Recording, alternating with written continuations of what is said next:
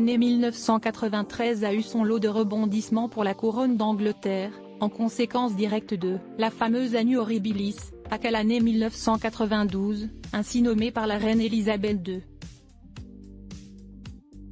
Le 9 décembre 1992, le Premier ministre John Major annonce à la Chambre des communes que Charles, alors prince de Galles, et son épouse Diana se séparent.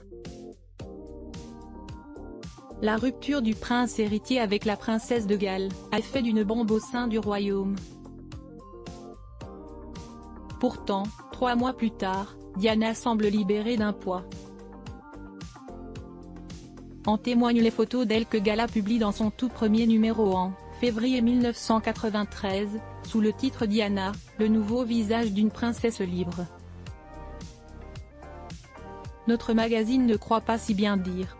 En décembre de la même année, la mère de William et Harry annonce dans un discours retentissant qu'elle compte s'affranchir de la plupart de ses obligations royales. À l'occasion des 30 ans de Gala, la rédaction revient sur ce moment clé dans la vie de Lady Di. Hôtel Hilton, Londres, le 3 décembre 1993.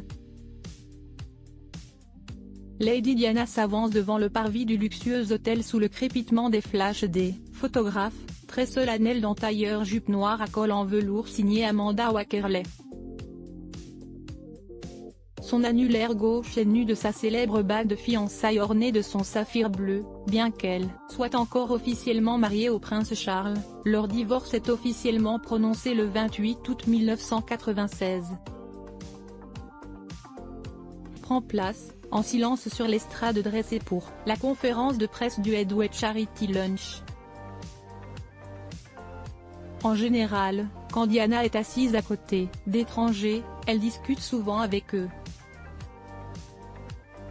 Mais ça ne s'est pas passé comme ça ce jour-là, elle était juste assise là, beaucoup moins animée qu'à son habitude, se souvient Evelyne Vincent, fondatrice de l'association, auprès du Mirror en juin 2020. Elle avait quelque chose en tête et elle savait ce qui allait arriver, continue-t-elle. La princesse de Galles prend alors la parole devant l'Assemblée. Elle commence par dire à la foule que « c'est un grand plaisir d'être là ». Alors que tout le monde s'attend à un discours standard, les mots qu'émet Diana laissent ses auditeurs perplexes, à la fin de cette année. Lorsque j'aurai terminé d'honorer le planning de mes engagements officiels, je réduirai l'étendue de la vie publique que j'ai menée jusqu'à présent, déclare-t-elle. Consciente que son choix est loin des conventions pour un membre de la famille royale, elle poursuit « J'espère que vous pourrez trouver dans votre cœur la force de me comprendre et de me donner le temps et l'espace qui m'ont manqué ces dernières années ». La mère de famille ajoute ensuite qu'elle souhaite mener une vie plus privée, loin de l'agitation médiatique écrasante qu'elle a souvent soulevée, et se consacrer en priorité à ses fils, William, alors âgé de 12 ans et Harry, 10 ans. Photo, 50 ans de Johnny Hallyday. Coup de foudre d'Emmanuel et Brigitte Macron. Les 30 événements qui ont marqué 1993 plus elle s'explique sur cette décision choc, plus les murmures s'élèvent, les gens regardaient autour de la table en chuchotant « Oh mon Dieu, détaille Evelyne Vincent. Aussi inattendu ce discours soit-il, il n'a rien d'un coup de tête. Nos confrères expliquent que la princesse en parlait depuis des mois. J'ai été mis au courant 2 ou 3 mois à l'avance.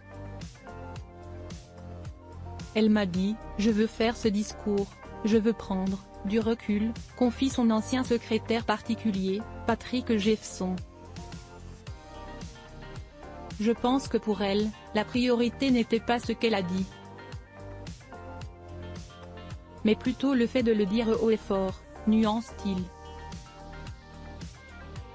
Patrick Jefferson indique en outre que sa cliente royale avait prévu un discours encore plus dramatique, qu'il s'était empressé de modérer. J'ai réussi à la persuader d'éliminer les éléments les plus suicidaires. Je savais qu'une fois qu'elle aurait prononcé son discours, elle voudrait revenir, en temps et lieu à une forme de vie royale structurée. Ma priorité était de m'assurer qu'elle ne se ferme aucune porte à ça. En effet, s'il est vrai que Lady Diana se consacre à l'éducation de ses garçons après ce discours, elle continue son engagement auprès de causes qui lui tiennent particulièrement à cœur, comme la lutte contre les mines antipersonnelles avec la Croix-Rouge en Angola et en Bosnie, et la lutte contre le sida. On l'aperçoit aussi à plusieurs événements officiels en compagnie des Windsor, dans les 3 années qui suivent jusqu'à son décès tragique. Ce speech mémorable de la princesse de Galles n'est pas sans rappeler celui de son fils Harry et de son épouse Meghan Markle, 26 ans plus tard. Le 8 janvier 2020, le duc et la duchesse de Sussex mettent en émoi les médias du monde entier en publiant un communiqué officiel sur leur compte Instagram dévoilant leur intention de se retirer de leurs fonctions royales et de vivre une grande partie de l'année en Amérique du Nord. Tout comme sa mère lors de l'officialisation de son divorce, le père d'Archie et Lilibet est dépouillé de son titre d'Altesse royale par la reine Elisabeth II. Les Sussex mettent eux aussi en avant leur désir de se consacrer à l'éducation de leur fils, Lilibet né en juin 2021, et de ne plus être la cible de la presse. Cet équilibre géographique nous permettra d'élever notre fils avec une appréciation pour la tradition royale dans laquelle il est né, tout en fournissant à notre famille l'espace pour se concentrer sur le prochain chapitre, y compris le lancement de notre nouvelle entité caritative. Telle mère, tel fils. Crédit photo, Daniel Angeli Best Image.